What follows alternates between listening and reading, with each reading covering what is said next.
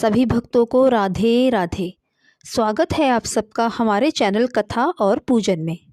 साथियों, यदि आप हमारे चैनल पर नए हैं तो चैनल को सब्सक्राइब करें, बेल नोटिफिकेशन बटन ऑन करें, जिससे आपको हमारी आने वाली हर वीडियो समय पर मिल सके।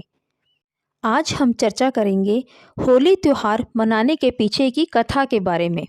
होली का पर्व मनाने के पीछे कथा बहुत पुरानी है, लेकिन आज के समय में भी उतनी ही प्रासंगिक है जितनी पहले हुआ करती थी।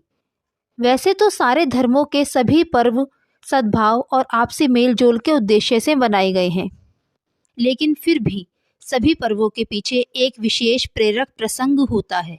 होली का त्यौहार राक्षस राज हिरण्यकश्यप के गुरूर को तोड़ने और उसके पुत्र भक्त प्रहलाद की आस्था के जीतने की कहानी याद दिलाता है। ऋषि कश्यप और देवी दिति के दो बलशाली पुत्र हिरण्याक्ष और हिरण्यकशिपु थे और दो पुत्रियां सिहिका और होलिका थी। हिरण्याक्ष ने धरती को जल में डुबो दिया था, तो भगवान विष्णु ने वराह अवतार लेकर हिरण्याक्ष का वध कर दिया था। सिहिका को हनुमान जी ने लंका जाते समय रास्ते में ही मार दिया था। अब बचे हिरण्यकशिपु और होलिका, इन्हीं की है यह कथा। एक बार की बात है, त्रैलोक्य पर विजय प्राप्ति के लिए हिरण्यकशिपु ने ब्रह्मा जी की तपस्या की।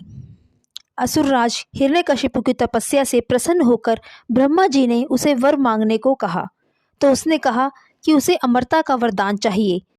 ब्रह्मा जी ने कहा, यह संभव नहीं है, कुछ और मांगो। तो उसने कहा कि आपके बनाए हुए किसी प्राणी, मनुष्य, पशु, देवता, दैत्य, नाग आदि किसी से मेरी मृत्यु ना हो सके। मैं समस्त प्राणियों पर राज्य करूं।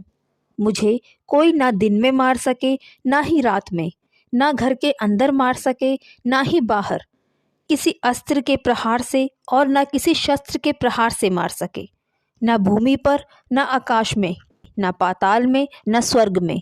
ब्रह्मा जी तथास्तु कहकर उसे वरदान प्रदान करके अंतर्ध्यान हो गए। ऐसा वरदान पाकर वह अत्यंत निरंकुश बन बैठा। हिरण्यकश्यप के यहाँ प्रहलाद जैसा परमात्मा में अटूट विश्वास करने वाला भक्त पुत्र पैदा हुआ। प्रहलाद भगवान विष्णु का परम भक्त था और उस पर भगवान विष्णु की कृपा दृष्टि थी। हिरण्यकश्यप ने प्रहलाद को आदेश दिया कि वह उसके अतिरिक्त किसी अन्य की स्तुति ना करे। प्रहलाद के ना मानने पर हिरण्यकश्यप ने उसे जान से मारने का निश्चय किया। उसने प्रहलाद को मारने के अनेक उपाय किए, लेकिन प्रभु कृपा से वह बचता रहा और हर बार हिरण्यकश्यप की हर योजना विफल हो जाती। हिरण्यकश्यप की बहन होलिका को अग्नि में ना जलने का वरदान था। हिरण्यकश्यप ने अपनी बहन होलिका की सहायता से प्रहलाद को आग में जलाकर मारने की योजना बनाई। होलिका बालक प्रहलाद को गोद में उठाकर मारने के उद्देश्य में आग में जा बैठी, लेकिन परिणाम उल्टा ही हुआ। उस दिन फागुन माह की पूर्णिमा थी। सतृति वाले प्रहलाद का अहित करने के प्रयास में होलिका तो स्वयं जलकर भस्म हो गई और प्रहलाद श्री हरि विष्णु का नाम जपते हुए अग्नि से बाहर आ गया। होलिका ही अग्नि में जलकर भस्म हो गई और भगवान विष्णु की कृपा से प्रहलाद बच गया। तभी से होली का त्यौहार मनाया जाने लगा। तत्पश्चात हिरण्यकश्यप को मारने के लिए भगवान विष्णु नरसिंह अवतार में खंबे से निकलकर गोधूली समय यानी सुबह और शाम के समय का संधि काल दरवाजे की चौखट पर बैठकर अत्याचारी हिरण्यकश्यप को मार डाला।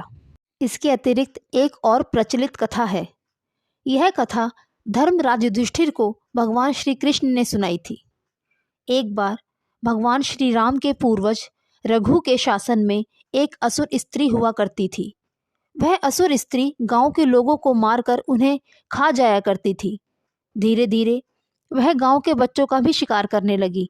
उस असुर स्त्री के गांव के सभी लोग बहुत परेशान हो गए थे।